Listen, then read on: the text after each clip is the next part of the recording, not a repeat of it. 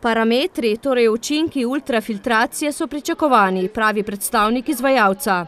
Tu lahko sam potrdim, da je tisto, kar smo govorili septembra, ko smo štartali s poskusnim obratovanjem in smo imeli prve analize vode, so te analize ostale vsaj takšne ali boljše, tako da ni bojazni, da bi bila voda slabša od tistega, kar je bilo dogovorjeno ali pa je skladno s pravilnikom o pitni vodi. Sklepni del naložbe v družinski vasi sicer ne obsega le urejanja okolice, saj so med deli ugotovili, da vodarna glede na izdatnost vodnega vira nikoli ni obratovala pri najvišji možni zmogljivosti, poudarja Razbornik.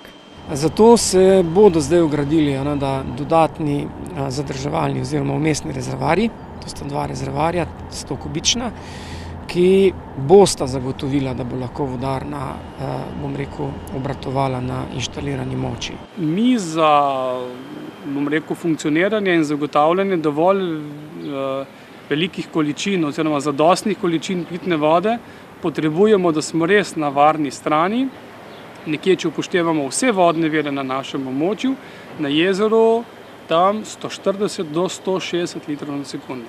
S čiščenjem vrtin in bazenom surove vode bodo prišli do 160 litrov na sekundo, dodaja Klemenčič. Z drugim delom projekta pa bodo zagotovili zanesljivost oskrbe s pitno vodo.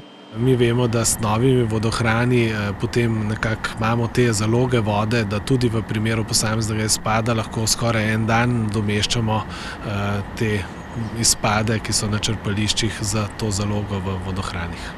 Celotna naložba je vredna dobrih 22 milijonov, od tega 85% prispevata Evropska unija in država, 15% vpete občine.